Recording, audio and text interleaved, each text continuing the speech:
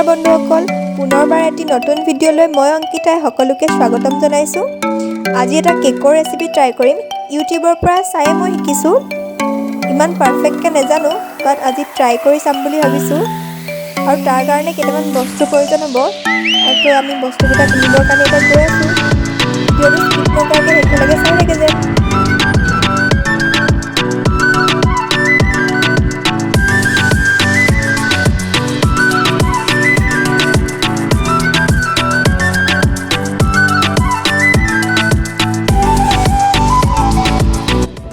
এতিয়া আমি ঘৰ যাবলৈ লৈছোঁ, গৈ থাকোঁ আৰু তাৰপিছত ঘৰত গৈ দেখুৱাই আছোঁ চব।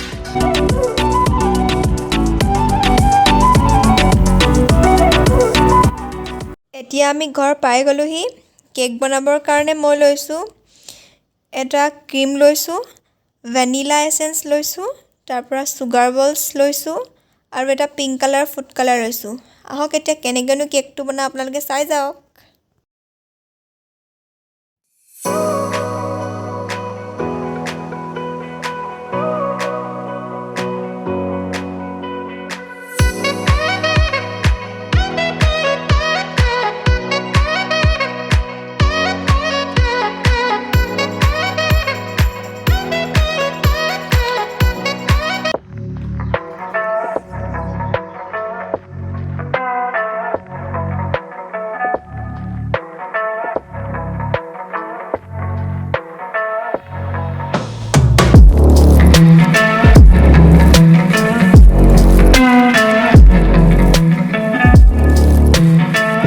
মই কেকটো কুকাৰত দি থৈ আহিছোঁ আৰু ক্ৰীমখিনি মই 15 মিনিটৰ কাৰণে ফ্ৰিজত ৰাখি দিছোঁ।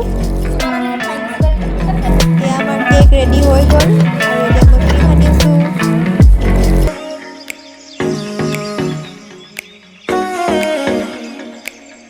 মই ক্ৰীমখিনিত পিংক কালাৰৰ ফুড কালাৰটো এড কৰি দিলোঁ, কিন্তু সেইটো ভিডিঅ'টো কৰা নহ'ল।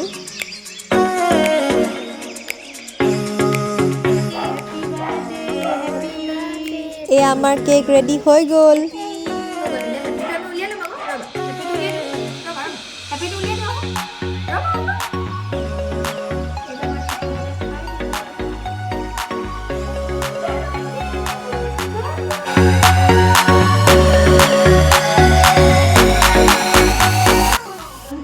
আজিলৈ ভিডিঅ'টো ইমানেই। যদি মোৰ ভিডিঅ'টো লাইক